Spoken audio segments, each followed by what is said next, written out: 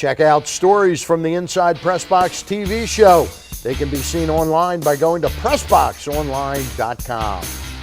And we're back with our friends Joe Platania and Matt Zenitz. We're going to talk a little predictions about this weekend of playoff football. The Ravens are favored 3 points over Kansas City on Sunday afternoon at 1 o'clock, Arrowhead Stadium.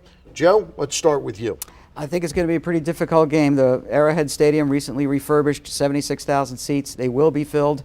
They've had some empty seats this year, but it's playoff time. The Chiefs haven't been in the playoffs in 4 years. They haven't won since Joe Montana was their quarterback in '93. So they're pretty hungry. They're one of the league's youngest teams. They'll give the Ravens a good run for their money. They have the best running game in the league, but the Ravens' playoff experience, road playoff experience, they'll make a big play on D late and pull away and win. Yep, and I just look at this matchup, and I feel like on paper, the Ravens match up extremely favorably to the Kansas City Chiefs. Kansas City, you can't take anything away from them whatsoever. One of the young, up-and-coming teams in the NFL, right along the lines of the Tampa Bay Buccaneers. The difference being, obviously, the Kansas City made the playoffs. Did they beat the spread, guys? Did they win by more than 3? Yes. It all starts with stopping the running game. If they can do that, then they're on the right track. But Matt Castle, an underrated part of Kansas City's attack. Can we put enough pressure on Matt Castle to get him out of his game a little bit? They got a pretty good offensive line. Brian Waters, a 5-time Pro Bowl guard. Ryan Lilja, who used to block for Peyton Manning, he's at the other guard. Brandon Albert, for the former Glen Burnie Gopher, he's on that line too. So I believe he was sacked 26 times this year, Castle was. So it might be tough. You're not so sure. You're both agreeing the Ravens win the game. You don't think I think it'll be a double-digit win, in all honesty. Okay, I think so you do think. I think the Chiefs stick around early. That offensive line, for as well as they played the beginning part of the year, they struggled the second half of the season. I think we win by 8 or 9 points. Let's move on to the other games because we can catch up next week on the radio or something, talk about this. But the other games, first game of the playoffs, New Orleans, Super Bowl champs, 10.5-point favorites going to Seattle. First team ever, right? That's under 500. Right. Only 3 times since the league has gone to divisions, I believe in the 1930s, have you had a team 8-8 or worse, or 500 or worse get in.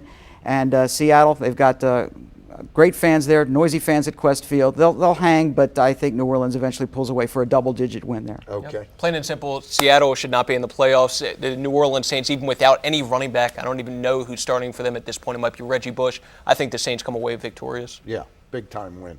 How about the 2 most intriguing games, I think, are the New York Jets and Indy. Indy's a 3-point favorite. I'm picking the Jets to pull the upset. We're on the same page. Here. Yeah.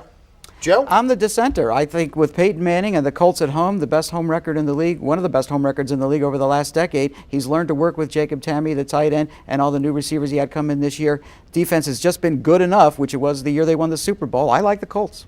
I think they gave him trouble in that playoff game last year, and I think they'll give him some trouble, and he doesn't have his usual bag of tricks there. Not at all. And 2 things that I view as extremely important come playoff time, controlling the line of scrimmage and establishing the run. The Jets can do both. I think the defense steps up, and I do think that the Jets come away with victorious in that game. Close win, right.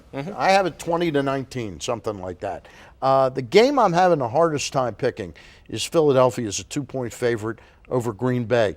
Philadelphia, at one point this season, won 10 out of 13 games before this late season mini collapse.